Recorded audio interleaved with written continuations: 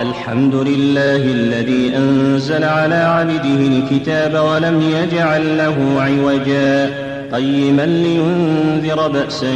شديدا من لدنه ويبشر المؤمنين الذين يعملون الصالحات أن لهم أجرا حسنا ماكثين فيه أبدا وينذر الذين قالوا اتخذ الله ولدا ما لهم به من علم ولا لآبائهم كبرت كلمة تخرج من أفواههم إن يقولون إلا كذبا فلعلك باخع نفسك على آثارهم إن لم يؤمنوا بهذا الحديث أسفا إنا جعلنا ما على الأرض زينة لها لنبلوهم أيهم أحسن عملا وإنا لجاعلون ما عليها صعيدا جرزا أم حسبت أن أصحاب الكهف والرقيم كانوا من آياتنا عجبا إذ أوى الفتية إلى الكهف فقالوا ربنا آتنا من لدنك رحمة وهيئ لنا من أمرنا رشدا فضربنا على آذانهم في الكهف سنين عددا ثم بعثناهم لنعلم أي الحزبين أحصى لما لبثوا أمدا نحن نقص عليك نبأهم بالحق إنهم فتية آمنوا بربهم وزدناهم هدى وربطنا على قلوبهم إذ قاموا فقالوا ربنا رب السماوات والأرض لن ندعو من دونه إلها لقد قلنا إذا شططا هؤلاء قومنا اتخذوا من دونه آلهة لولا يأتون عليهم بسلطان بين فمن أظلم ممن افترى على الله كذبا وإذ اعتزلتموهم وما يعبدون إلا الله فأووا إلى الكهف ينشر لكم ربكم من رحمته ويهيئ لكم من أمركم مرفقا وترى الشمس إذا طلعت تزاور عن كهفهم ذات اليمين وإذا غربت تقرضهم ذات الشمال وهم في فجوة منه ذلك من آيات الله من يهد الله فهو المهتد ومن يضلل فلن تجد له وليا مرشدا وتحسبهم أيقاظا وهم رقود ونقلبهم ذات اليمين وذات الشمال وكلبهم باسط ذراعيه بالوصيد لو اطلعت عليهم لوليت منهم فرارا ولملئت منهم رعبا وكذلك بعثناهم ليتساءلوا بينهم قال قائل منهم كم لبثتم قالوا لبثنا يوما أو بعض يوم قالوا ربكم أعلم بما لبثتم فابعثوا أحدكم بورقكم هذه إلى المدينة فلينظر أيها أزكى طعاما فليأتكم برزق منه وليتلطف ولا يشعرن بكم أحدا إنهم إن يظهروا عليكم يرجموكم أو يعيدوكم في ملتهم ولن تفلحوا إذن أبدا وكذلك أعثرنا عليهم ليعلموا أن وعد الله حق وأن الساعة لا ريب فيها إذ يتنازعون بينهم أمرهم فقالوا ابنوا عليهم بنيانا ربهم أعلم بهم قال الذين غلبوا على أمرهم لنتخذن عليهم مسجدا سيقولون ثلاثة رابعهم كلبهم ويقولون خمسة سادسهم كلبهم رجما بالغيب ويقولون سبعة وثامنهم كلبهم قل ربي أعلم بعدتهم ما يعلمهم إلا قليل فلا تمار فيهم إلا مراء ظاهرا ولا تستفت فيهم منهم أحدا ولا تقولن لشيء إني فاعل ذلك غدا إلا أن يشاء الله واذكر ربك إذا نسيت وقل عسى أن يهديني ربي وقل عسى أن يهديني ربي لأقرب من هذا رشدا ولبثوا في كهفهم 300 سنين وازدادوا 9 قل الله أعلم بما لبثوا له غيب السماوات والأرض أبصر به وأسمع ما لهم من دونه من ولي ولا يشرك في حكمه أحدا واتل ما أوحي إليك من كتاب ربك لا مبدل لكلماته ولن تجد من دونه ملتحدا واصبر نفسك مع الذين يدعون ربهم بالغداة والعشي يريدون وجهه ولا تعد عيناك عنهم تريد زينة الحياة الدنيا ولا تطع من أغفلنا قلبه عن ذكرنا واتبع هواه وكان أمره فرطا وقل الحق من ربكم فمن شاء فليؤمن ومن شاء فليكفر إنا أعتدنا للظالمين نارا أحاط بهم سرادقها وإن يستغيثوا يغاثوا بماء كالمهل يشوي الوجوه بئس الشراب وساءت مرتفقا إن الذين آمنوا وعملوا الصالحات إنا لا نضيع أجر من أحسن عملا أولئك لهم جنات عدن تجري من تحتهم الأنهار يحلون فيها من أساور من ذهب ويلبسون ثيابا خضرا من سندس واستبرق متكئين فيها على الأرائك نعم الثواب وحسنت مرتفقا واضرب لهم مثل الرجلين جعلنا لأحدهما جنتين من أعناب وحففناهما بنخل وجعلنا بينهما زرعا كلتا الجنتين آتت أكلها ولم تظلم منه شيئا وفجرنا خلالهما نهرا وكان له ثمر فقال لصاحبه وهو يحاوره أنا أكثر منك مالا وأعز نفرا ودخل جنته وهو ظالم لنفسه قال ما أظن أن تبيد هذه أبدا وما أظن الساعة قائمة ولئن رددت إلى ربي لأجدن خيرا منها منقلبا قال له صاحبه وهو يحاوره وكفرت بالذي خلقك من تراب ثم من نطفة ثم سواك رجلا لكن هو الله ربي ولا أشرك بربي أحدا ولولا إذ دخلت جنتك قلت ما شاء الله لا قوة إلا بالله إن ترني أنا أقل منك مالا وولدا فعسى ربي أن يؤتيني خيرا من جنتك ويرسل عليها حسبانا من السماء فتصبح صعيدا زلقا أو يصبح ماؤها غورا فلن تستطيع له طلبا وأحيط بثمره فأصبح يقلب كفيه على ما أنفق فيها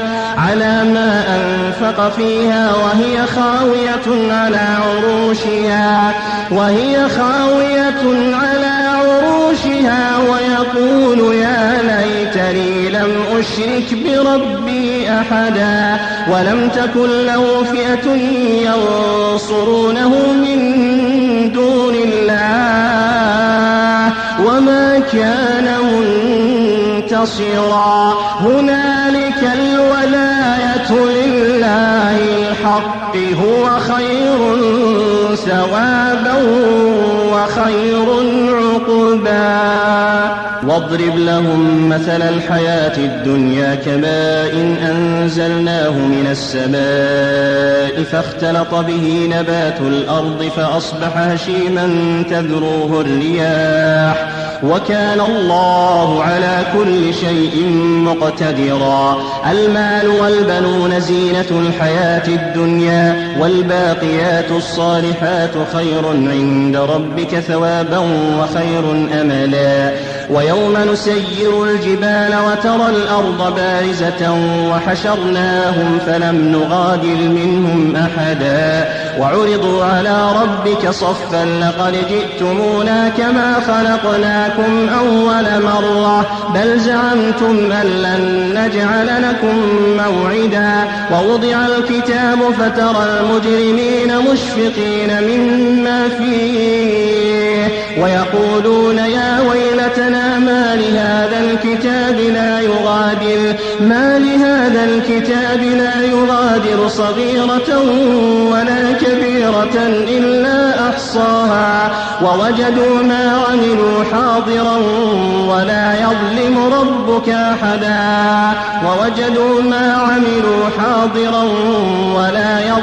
ربك أحدا. وإذ قلنا للملائكة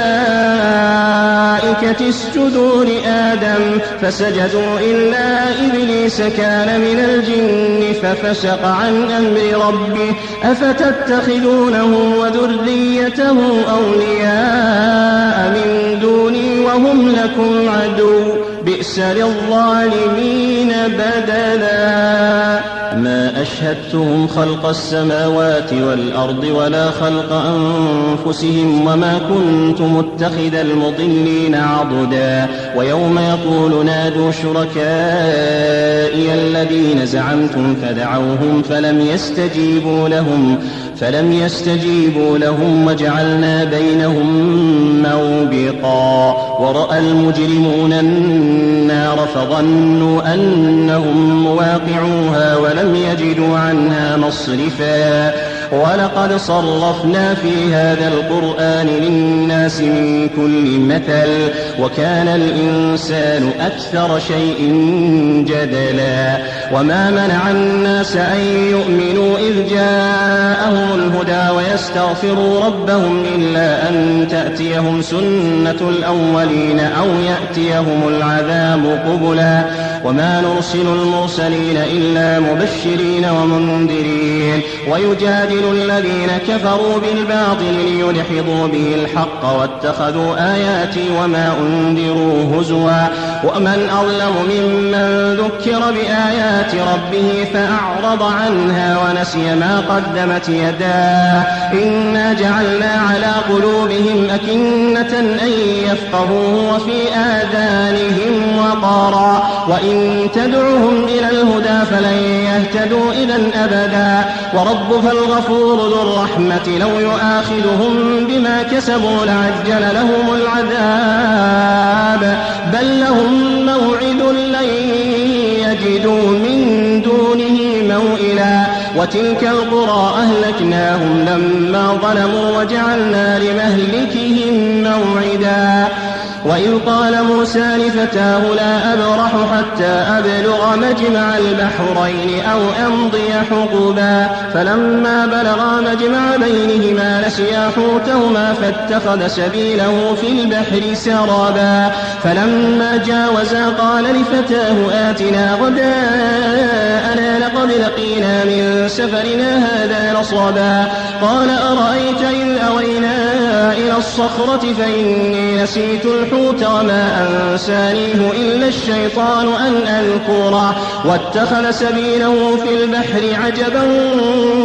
قال ذلك ما كنا نبغ فارتدا على آثارهما قصصا. فوجدا عبدا من عبادنا آتيناه رحمة من عندنا وعلمناه من لدنا علما. قال له موسى هل أتبعك على أن تعلمني مما علمت رشدا. قال إنك لن تستطيع معي صبرا وكيف تصبر على ما لم تحط به خبرا. قال ستجدني إن شاء الله صابرا ولا أعصي لك أمرا. قال فإن اتبعتني فلا تسألني عن شيء حتى أحدث لك منه ذكرا. فانطلقا حتى إذا ركبا في السفينة خرقها قال أخرقتها لتغرق أهلها لقد جئت شيئا إمرا. قال ألم أقل إنك لن تستطيع معي صبرا.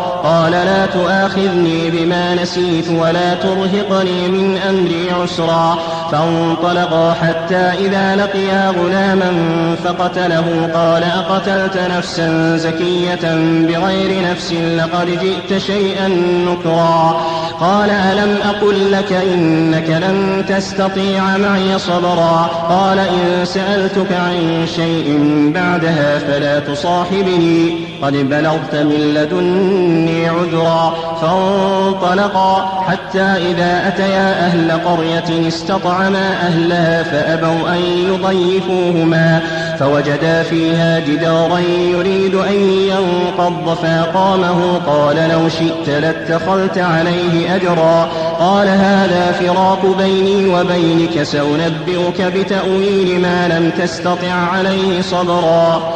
أما السفينة فكانت لمساكين يعملون في البحر فأردت أن أعيبها وكان وراءهم ملك يأخذ كل سفينة غصبا. وأما الغلام فكان أبواه مؤمنين فخشينا أن يرهقهما طغيانا وكفرا فأردنا أن يبدلهما ربهما خيرا منه زكاة وأقرب رحما. وأما الجدار فكان لغلامين يتيمين في المدينة وكان تحته كنز لهما وكان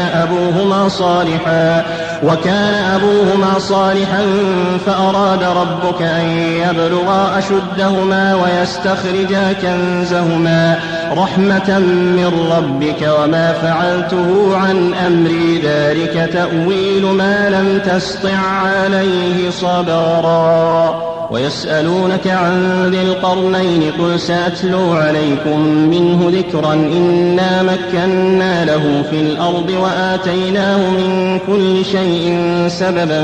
فأتبع سببا حتى إذا بلغ مغرب الشمس وجدها تغرب في عين حمية ووجد عندها قوما قلنا يا ذا القرنين إما أن تعذب وإما أن تتخذ فيهم حسنا. قال أما من ظلم فسوف نعذبه ثم يرد إلى ربه فيعذبه عذابا نكرا. وأما من آمن وعمل صالحا فله جزاء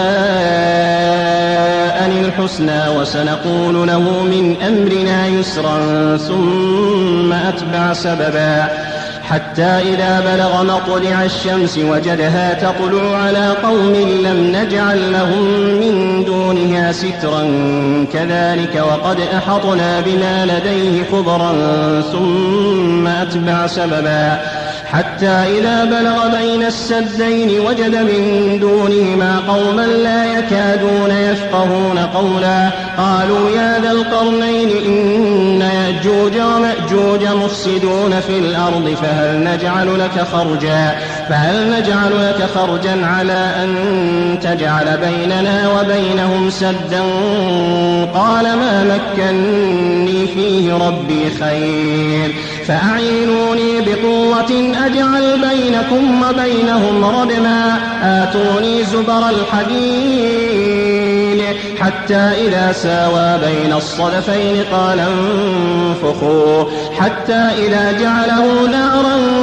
قال آتوني أفرغ عليه قطرا فما استطاعوا أن يظهروه وما استطاعوا له نقبا. قال هذا رحمة من ربي فإذا جاء وعد ربي جعله دكاء وكان وعد ربي حقا. وتركنا بعضهم يومئذ يموج في بعض ونفخ في الصور فجمعناهم جمعا. وعرضنا جهنم يومئذ للكافرين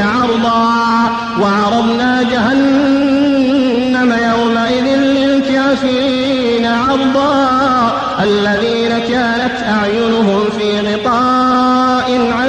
ذكري وكانوا لا يستطيعون سمعا. أفحسب الذين كفروا أن يتخذوا عبادي من دوني أولياء إنا أعتدنا جهنم للكافرين نزلا قل هل ننبئكم بالأخسرين أعمالا الذين ضل سعيهم في الحياة الدنيا وهم يحسبون أنهم يحسنون صنعا أولئك الذين كفروا بآيات ربهم ولقائه فحبطت أعمالهم فلا نقيم لهم يوم القيامة وزنا ذلك جزاؤهم جهنم بما كفروا واتخذوا آياتي ورسلي هزوا إن الذين آمنوا وعملوا الصالحات كانت لهم جنات الفردوس نزلا خالدين فيها لا يبغون عنها حولا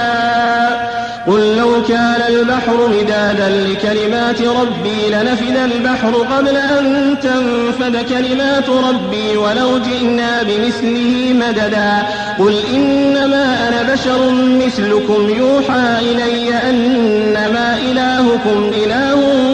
واحد فمن كان يرجو لقاء